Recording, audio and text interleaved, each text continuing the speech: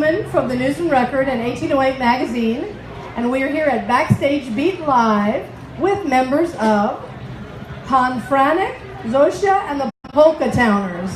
And you might not know, but Pan means Mr. in Polish, and so it really is Mr. Frank. And so we have Mr. Frank and two of his daughters here, who I saw earlier today. They're fiddlers, they're dancers, they're singers, and they have a great story. So welcome, we're delighted to have you here. Well, thank you, Cindy, for having us and wanting to hear our story. One of the things that is interesting to me about Frank is that he's from Michigan, and he wanted an accordion and accordion lessons when he was 8. Is that correct?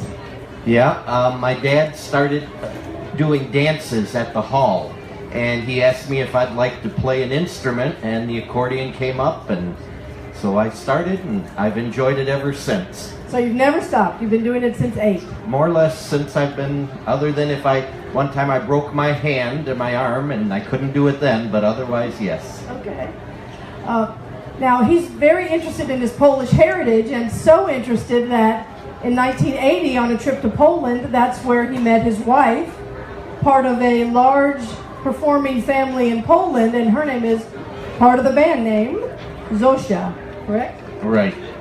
So tell us a little bit about that trip and how you met. Well, my dad and mother both came from Poland.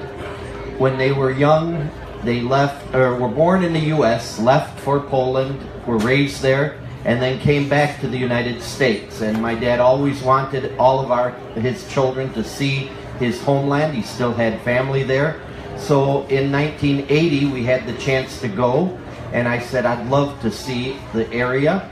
And I had earlier met my cousin married my wife's sister, and she had been introducing me to her through pictures and through letters, and I said, well, it would be a good time to meet her. And when we went there, it was love at first sight, I guess. Now, how long after that did you get married? She came over after about 6 months to the U.S., and I think within a year we got married. Awesome. Now, and she was from a performing family, and you decided you needed a performing family too, right? No, other than they sang at home. They did a lot of singing at home between themselves, but they never performed anywhere. Oh, okay. Yeah. And how many children do you have? We have 5, 3 girls, 2 boys. And everyone's involved in the band? Everyone. What happens if your son, the navigator, said, I don't like polka music, I'm not going to do this? What would happen?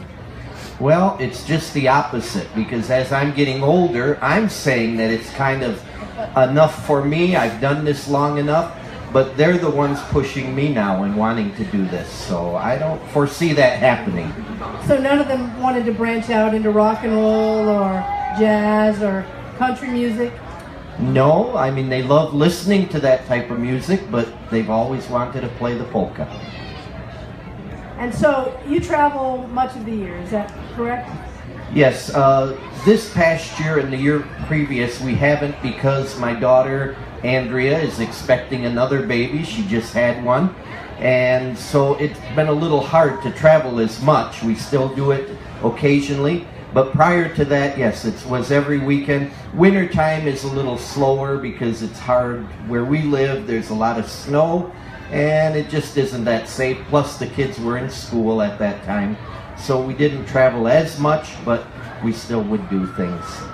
Now, earlier today there was a polka lesson, and then the band performed, and these girls were part of a dance where you took a kerchief around and got people to join in the dance. How do you, I see you performing and dancing at the same time. How hard is that? It's enjoyable music, and once you hear the music, it just makes you want to move. So it's fairly easy. But they play the fiddle as part of the band. And now, do all 3 sisters play the fiddle? Is that right? Yes. Yep. Yes. Yeah, I started back when I was about 3 years old with my dad, and my older sister started when she was 5, and he kind of got us started in Suzuki method, and then we kind of branched out from that and did polkas. And then when Erica became a little older, she got a fiddle as well and started playing. And now you speak Polish and English, is that right? Correct. Yep. Polish was kind of the first language in the home until TV and school took over, and then English became predominantly the main language. Now, did you already speak Polish before you and your wife met? I spoke somewhat, maybe not as good as I do today. My wife taught me a lot more, but yes, we had neighbors that were Polish. My folks spoke Polish, so we spoke enough to get by. And when you perform some songs in English and some in Polish. What would you say the mix is? I'd say about 50-50. It depends on the crowd, where we're playing and that, but we always like to showcase the Polish language because we feel that's our heritage. Now, have you seen many people who identify with that here? I know in the earlier performance you said, how many people out here have Polish heritage? And was that a good response? There you go. Come on in. Right there. Come on in. You know, it doesn't matter where we go. We've gone all different countries. We've gone to Hawaii. I remember one time going to Hawaii thinking nobody would be Polish. And on the plane, I must have met 5 people who were Polish. And it seems like everyone just associates that they're Polish when they hear either the language or know that you are Polish. Now, you did say in the earlier performance that a lot of people think the polka is Polish, but it's not. Is that? Well, yes, the polka really started in Czechoslovakia, which is Bohemia was the original place. But all the Eastern European countries adopted that and use it today. At the time, though, when it did start, the oberek, which is a fast 3/4 dance, was more Polish than the other dances.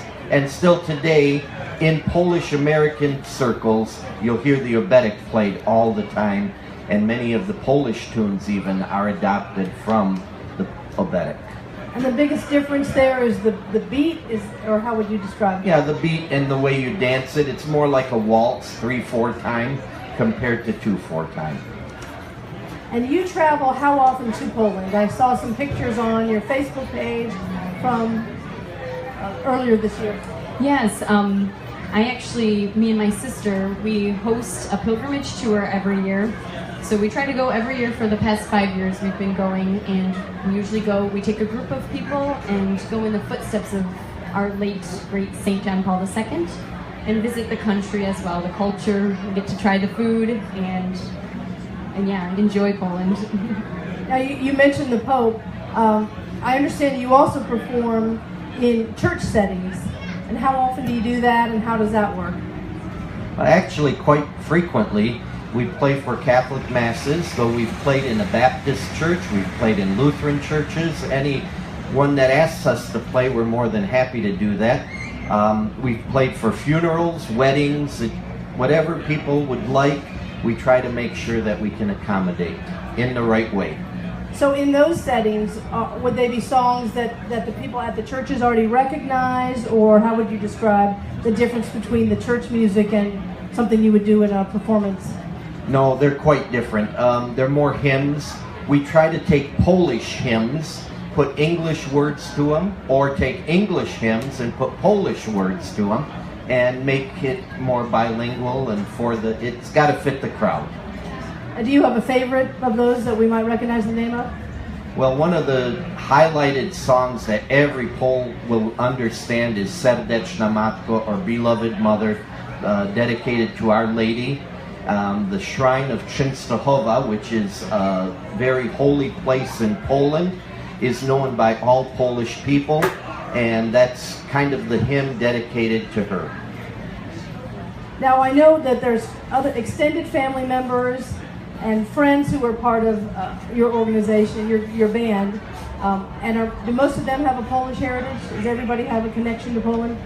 More or less, although I have to say our trumpet player, who is Danish, when he started with the band, he had no idea what Polish music was, and if today you talk to him, you'd hear him speak words in Polish, and he just loves the music. So it catches on to everyone. So he's figured out enough you can't talk about him in Polish. He knows, Yeah, he knows more or what you're less. saying? He knows what you're He'll saying? know what we're talking about. And I see that you have some grandchildren who also do some performing. How many of them join in? Well, right now, our oldest granddaughter, she's taken an interest in the Polish music and that. The other two are a little young yet. I think they're going to come around as they see. Our daughters did the same thing. When our oldest two started, Erica joined in. Our son Christopher started playing the drums and enjoyed it. So everyone comes in as they, mature to a certain level. Now, you perform all over the country. Are there certain areas that people are more connected to polka, certain heritage, or how would you describe your response when you travel? Well, I think definitely it's the Polish areas, and there's kind of like a belt running all the way from New York to Chicago that really is predominantly Polish. Chicago, Cleveland, Toledo, all those cities along the way. But it fits everywhere. We've played actually from the very tip of Michigan all the way down to the tip of Florida. We've played out west all the way to New York and Boston. So it kind of develops everywhere. Now, when you girls were in school, were you already performing at that young age? And what did your classmates think of that? We were performing at that age, and it was always kind of like, oh gosh, we play polka. So we didn't really want to maybe address it so much until actually in my freshman year of high school, my sister and I, older sister and I, did a talent show competition, and we played a number there, a polka number, and we actually won first place. And when we won, $1,000, we're like, oh my gosh, there's potential here, we can actually do something with this. And it got us really excited to keep going and just keep practicing and playing. So that's kind of really what inspired us, I think, is when we actually performed at something that we did outside of school and everything to our classmates, and they appreciated it. They loved it. I have to interject here because that's exactly what happened with me when we started the band back in like the 1970s. Same thing. We performed for a talent show at school, and the guys who were playing along with us thought this isn't going to go over well. And yet when we did, all the kids got out of their seats and just started having a great time, and it kind of set the motion to keep going. There's a certain energy. I know when we saw the performance earlier, people were just coming out and dancing and jumping around. Do you find that everywhere you go? More or less, yes. Kids especially enjoy it. Now, I know you said when they first, when the dance lesson happened earlier today, you said you thought maybe 3 couples would come out there. So that dance floor was crowded. Very much so. It really surprised me. A lot of the places because the people know how to dance and that, you don't get a big crowd out there when you try to teach them something new. And here, it was overwhelming to me to see that crowd full. And were you making fun of any of the dancers? Absolutely not. Polka music is where you can do whatever you like, and we've seen all different ways, and they want to have fun, and that's what it's about, having fun. Now, before the interview started, I mentioned to him that I saw a father and daughter dancing, and you could see that the daughter was going 1, 2, 3, 1, 2, 3, and Frank said he does that too. Do Is that right? I'm not the best dancer. But do you dance?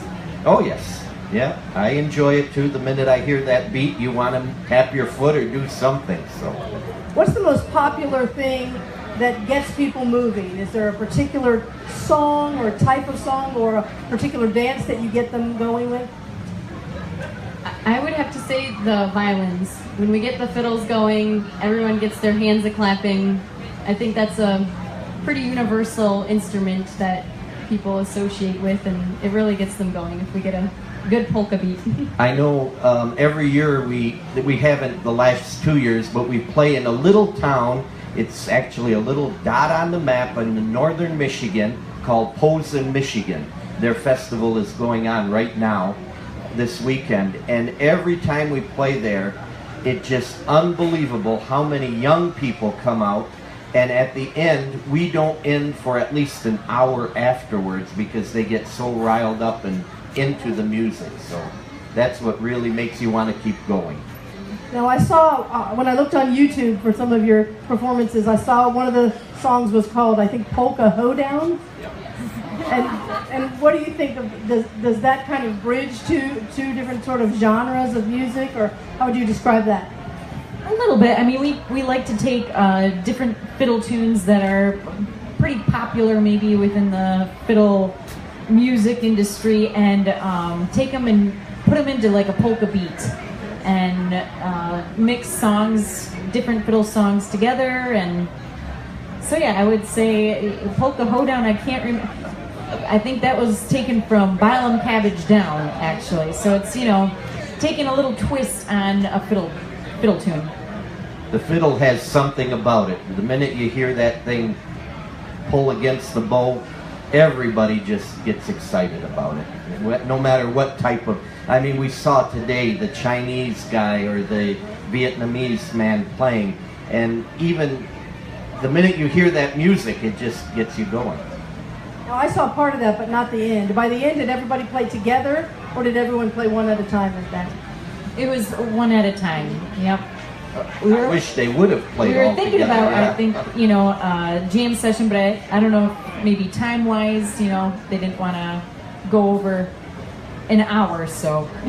I saw a part of the percussion performance earlier, and they all did perform together, and it was pretty wild. It was a neat thing to see.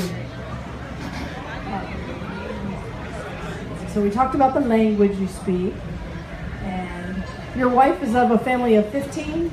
Correct. Correct? Yes, there were 15 in her family. And you have 5 children. Yes. And how many grandchildren so far? 4, with one on the way. So you're working on Working on another band. When I'm gone, hopefully they'll take over and keep going. And how do the children handle travel? Yeah. That's a question for you. They don't do bad. I'm really surprised with our son. He is 13 and a half months, and he's been to Poland actually already and has done really, really good. I've been very fortunate, I guess, to be able to have a good travel partner. And when you travel the country, you go by bus, is that right? We have it's a motor home that we turned into a bus, and we use that. It works great. Everyone has room to not sleep, but at least sit comfortably. And back home, are you all live near each other, or between trips you don't see each other? Oh no, we see each other almost every day. That's great. That's great. So, I think we have about a 2-mile radius that we're all living very closely to. So what do you like best about the music you do? Well, I'll start. We can all tell. I love the people. I love being around people, seeing them, and I love them smiling, being happy, because this world has enough bad things. We need to see that happiness. Yes, I would say too also the people and the energy that the music brings. It's very energetic and it's a really good time. And I'd just add to it the culture aspect. I love that we're able to, you know, we're not born in Poland, but yet we're able to keep that culture together in our family by playing the polka music. So do you feel you have sort of an obligation to keep that heritage strong? I wouldn't say it's an obligation. It's we want to. It's a love, a desire and a love, yeah. It's very deep down, and we're very, very excited to be able to share our Polish heritage and our polka music. And what inspired the trips the pilgrimage you do each year? What started that? I was actually on a mission trip in India a couple years back, and being in India, it was an incredible experience, just a completely different world, and I just thought, when I come back, I want other people to see that because it honestly was a beautiful experience. So I decided, I know Polish, the Polish language, I'll start with Poland, taking people over to Poland because also Poland is, there's so many beautiful things to see in Poland as well, and a rich culture, rich heritage, history. So I started out with Poland, and also this coming October, we're doing a pilgrimage to Fatima and Lourdes. So in Lisbon and Barcelona, Spain and France. So it's kind of progressed from the mission trip that I took a couple of years back. You wanted to add something? I was just going to add that they're going to Barcelona as well, and next year we're actually doing a Poland trip, but also including Rome. So it's kind of progressing slowly to different countries and trying to maybe one day hit India again. How many people come when you do the pilgrimage? Around 25 to 30. I like to keep it a smaller group just so that it's intimate, and you know, a larger group gets kind of hectic. So 30 I feel like is our cap. And do people come back year after year ever, or is it always a brand new group each year? No, it's surprising. There's a lot of people that have come back, and you know, they wanna keep going, and they want to see other places as well. So we're excited to expand that. Oh, out of time. Oh, we're about out of time. Sorry. Thank you so much. Yes, I talked too much, and I didn't look over here for the. Does anybody out here have a question they'd like to ask for the last moment or so? Polski? In Polish. Wow. Ja pochodzę tu z Ameryki, moja żona pochodzi Rzeszowa. She had asked where in Poland do you originate, or have you come from? And so my dad was born here in the States, and then my mom comes from Rzeszów, which is southeast of Poland. And is it possible just to teach you one word in Polish? Let's do it. Yeah. We'll teach you dzień dobry. Dzień dobry, which means good day, good morning. So dzień dobry. Everybody say it. Dzień dobry. You meet somebody, just say dzień dobry. They'll be impressed. Excellent. Thank you guys so much for your time. Thank you. Thank you. And I have to say, there's 2 more performances, not today but tomorrow. 1 o'clock tomorrow at City Stage, and 5:15 Sunday on the Wrangler stage. So if you haven't seen them perform yet and you like high energy, head over there tomorrow. Thank you so much. Thank you. Thank you.